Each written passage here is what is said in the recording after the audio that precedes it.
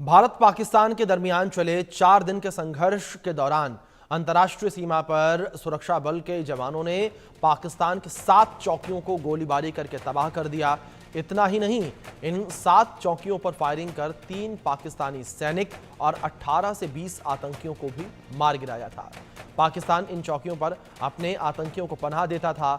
इधर से बीएसएफ ने पाकिस्तान के खिलाफ जवाबी कार्रवाई की तो पाकिस्तान आम लोगों के घरों को निशाना बनाने लगा, जिसके बाद सुरक्षा बलों ने पाकिस्तान के आतंकी अड्डों को तबाह कर दिया और उसकी तस्वीर भी जारी की है।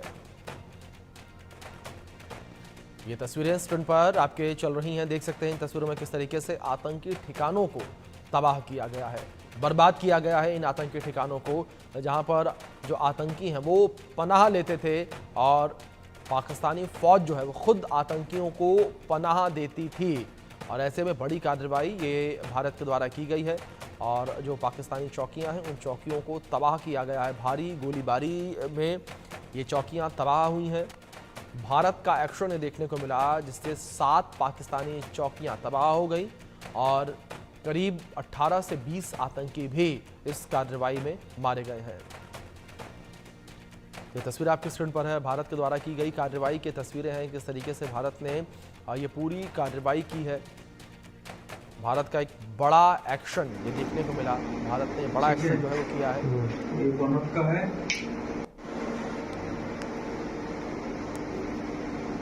तस्वीर आपकी स्क्रीन पर है, तस्वीरों में देख सकते हैं किस तरीके से भारत के द्वारा जो एक्शन किया गया है उस एक्शन की ये तस्वीरें हैं, किस तरीके से भारतीय सेना ने एक बड़ा एक्शन जो है वो आतंकियों के ऊपर किया है।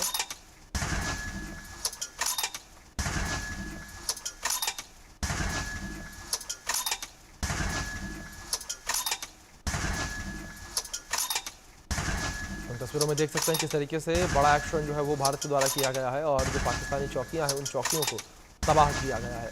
भारतीय सेना ने अपना शौर्य और साहस जो है वो दिखाया, किस तरीके से शौर्य का परिचय यहाँ पर भारतीय सेना के द्वारा दिया गया है और पाकिस्तान की जो चौकियाँ थी उन्हें तबाह किया गया है। बड़ी बात यहाँ पर यह है कि इन पाकिस्तानी चौकियों में केवल सेना नहीं थी बल्कि सेना के द्वारा आतंकियों को पनाह दी गई थी और ऐसे में इन चौकियों को तबाह कर दिया गया है।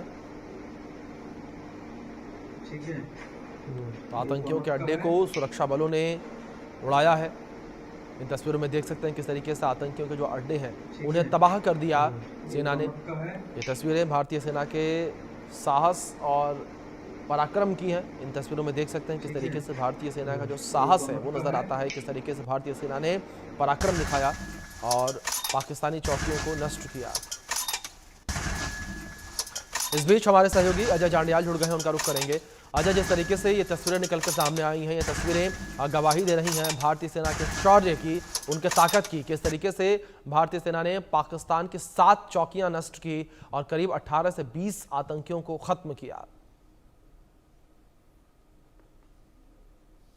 देखिए, मैं आपको बता दूं, ये तस्वीरें अंतर्राष्ट्रीय सीमा की है जहां पर बीएसएफ ने, सीमा सुरक्षा बल के जवानों ने पराक्रम दिखाया है। और अंतर्राष्ट्रीय सीमा पर जब ऑपरेशन सिंदूर चल रहा था उस वक्त जब पाकिस्तान ने यहां चौकियों पर फायरिंग की, सिविल लोगों को निशाना बनाने का प्रयास किया, तो बीएसएफ ने भी मोर्चा संभाला और पाकिस्तान की इस फायरिंग का मुंहतोड़ जवाब दिया, जिसमें 7 चौकियां जो है वो पूरे तरीके से तबाह कर दी गई हैं। ये देखेंगे, ये तमाम जो तस्वीरें हैं ये तस्वीरें बयां कर रही हैं कि कितना जो खौफनाक मंजर जो है वो पाकिस्तानी रेंजरों के लिए और पाकिस्तानी सेना के लिए रहा, क्योंकि जिस तरीके से पाकिस्तान लगातार यहां पर लोगों को निशाना बनाने का प्रयास कर रहा था, पाकिस्तान लगातार सिविलियंस को निशाना बना रहा था, उस वक्त यही कार्रवाई चाहिए थी।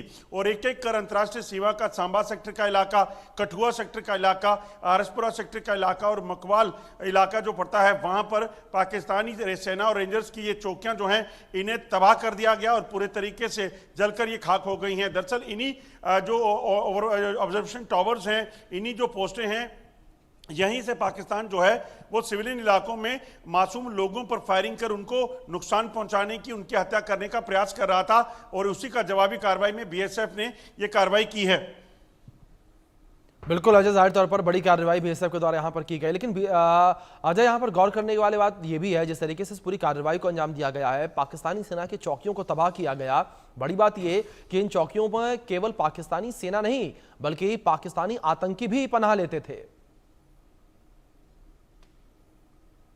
देखिए बिल्कुल अभिषेक, अगर आप देखें तो एक इतिहास रहा है कि पाकिस्तानी सेना की चौकियों पर रेंजर्स के साथ जो है यहां लगातार पाकिस्तान आतंकियों को पनाह देता है। वजह यह कि अंतर्राष्ट्रीय सीमा और एलओसी के इलाके में ये घुसपैठ कर सके। जो जानकारी है, जिन चौकियों को उड़ाया गया है, धंधर एक चौकी है, चकबुरा, टिप्पू, मुमताज, लहरी कलान और भैरवनाथ, जो ये चौकियां हैं जिनको तबाह किया गया है। और इन्हीं चौकियों पर आपको बता दूं कि लगभग 15 से 17 आतंकी मौजूद थे जब ये कार्रवाई की गई, और उनको भी वहां पर मार गिराया गया है, जबकि 3 पाकिस्तानी सैनिक भी जो है भारतीय बीएसएफ की कार्रवाई में जो है ये मारे गए हैं। दरअसल ये मकसद बड़ा साफ था, किसी भी तरीके से जम्मू कश्मीर के लोगों को नुकसान पहुंचाने का जो पाकिस्तान का प्लान है उसे नाकाम किया जाए। और लंबे समय से पाकिस्तान दरअसल इन चौकियों में आतंकियों को इसलिए रखता था ताकि जब भी उन्हें मौका मिले तो इनको घुसपैठ करवाई जा सके, जम्मू कश्मीर में दाखिल किया जा सके। मगर समय रहते बीएसएफ ने इस चीज को भांपा और लगातार ताबड़तोड़ हमले कर एक एक कर इन सभी चौकियों, जो 7 चौकियां वहां पे थी, उनको तबाह किया है, जिनकी तस्वीरें इंडिया न्यूज एक्सक्लूसिवली अपने चैनल पर बता रहा है। बिल्कुल अजय, आप बने रहे मेरे साथ। इस बीच 2 खास मेहमान भी जुड़ गए हैं हमारे साथ, उनका परिचय अपने दर्शकों से मैं करवा दूं। हमारे साथ निपुण आलम बयान जी जुड़े हैं, विदेशी मामलों के जानकार और डिफेंस एक्सपर्ट के तौर पर टीपी त्यागी जी जुड़े हैं। आप दोनों मेहमानों का बहुत स्वागत है। त्यागी साहब, सबसे पहले मैं आपके पास ही आना चाहूंगा। जिस तरीके से एक बड़ी कार्रवाई को यहाँ पर अंजाम दिया गया है भारतीय सेना के द्वारा और पाकिस्तान की 7 चौकियों को बॉर्डर पर नष्ट किया, लेकिन बड़ी बात यहाँ पर त्यागी जी ये, जिस तरीके से मैं अपने सहयोगी से भी अभी यही बात कर रहा था कि इन चौकियों में केवल जो पाकिस्तानी रेंजर्स हैं, जो पाकिस्तानी सेना है, वो नहीं थी, बल्कि आतंकियों को भी पनाह दी गई थी इस चौकियों में। जी, और ये दरअसल में बड़ी बात नहीं, अब ये नॉर्मल बात हो गई है जी। नॉर्मल बात क्यों हो गई है? क्योंकि हमारे प्राइम मिनिस्टर ने ये क्लियर कर दिया कि आज के बाद में आतंकियों में और आतंकियों के अकाउंट में, यानी कि जो वहाँ की आईएसआई है, रेंजर्स है, पाकिस्तान आर्मी है, उनमें फर्क नहीं समझा जाएगा, क्योंकि वो हैंड इन ग्लव है। जैसे आतंकियों का जनाजा निकलता है तो उसमें मिलिट्री ऑफिसर बड़ी संख्या में आके उन्हें सलामी देते हैं, आतंकियों को शहीद कहा जाता है। तो लिहाजा आतंकियों में और उनके आर्मी के ऑफिसर्स में या रेंजर्स में कोई फर्क नहीं रह गया है। और यहाँ पे आतंकी भी मौजूद थे और रेंजर्स भी मौजूद थे, और ऐसी आधा दर्जन से ज्यादा इन चौकियों के ऊपर हमला किया गया, इन्हें नेस्तनाबूद कर दिया गया। दरअसल में इन चौकियों से पहले स्मॉल आर्म्स फायर होता था, यानी कि असॉल्ट राइफल का या लाइट मशीन गन का या ज्यादा से ज्यादा मीडियम मशीन गन का। लेकिन इन्होंने जब आर्टिलरी फायर शुरू किया और उस आर्टिलरी फायर की वजह से जो हमारी सिविलियन एरियाज हैं उसके अंदर कैजुअल्टी होनी शुरू हुई, तो फिर हमने भी उसका प्रॉपर जवाब दिया और अब बीएसएफ ने आधा दर्जन से ज्यादा उनकी चौकियों को तबाह कर दिया। और ये तबाही जो है, ये तो एक बड़े ऑपरेशन का एक स्मॉल हिस्सा है। हिंदुस्तान हर तरफ से अब इन आतंकियों के जो मददगार हैं उनके खिलाफ एक्शन ले रहा है। आपने सुना होगा कि टर्की का जो राजदूत है वो जब जाने वाला था अपने क्रेडेंशियल्स प्रेसिडेंट ऑफ इंडिया के यहाँ पेश करने के लिए, मिनटों पहले ही उसको कह दिया गया आप रुक जाइए। हालांकि ये 10 दिन पहले का अपॉइंटमेंट था और 10 दिन पहले के अपॉइंटमेंट जनरली रोके नहीं जाते हैं, लेकिन ये कह के रोक दिया गया कि ये रीशेड्यूलिंग की वजह से है। हालांकि ये सीधा सीधा जवाब है जिस तरह से टर्की ने पाकिस्तान की मदद की थी। बिल्कुल बिल्कुल बिल्कुल ठीक है त्यागी साहब आपने। इस बीच निपुण जी का मैं रुख करता हूं। निपुण जी, जिस तरीके से पाकिस्तान का चेहरा लगातार बेनकाब हो रहा है, अगर वैश्विक स्तर पर बात की जाए, किस तरीके से पाकिस्तान की मुश्किलें आने वाले दिनों में बढ़ती नजर आने वाली हैं, क्योंकि गाहे बगाहे पाकिस्तान अब इन चीजों को मानने लगा है। जिस तरीके से दिन बीत रहे हैं कि भारत के द्वारा आतंकवाद को लेकर कार्रवाई हमारी धरती पर की गई। देखिए, बिल्कुल सही आपने कहा। अभी त्यागी सर जैसे कह रहे थे, बिल्कुल सही बात, आप दोनों की बात बिल्कुल सही है।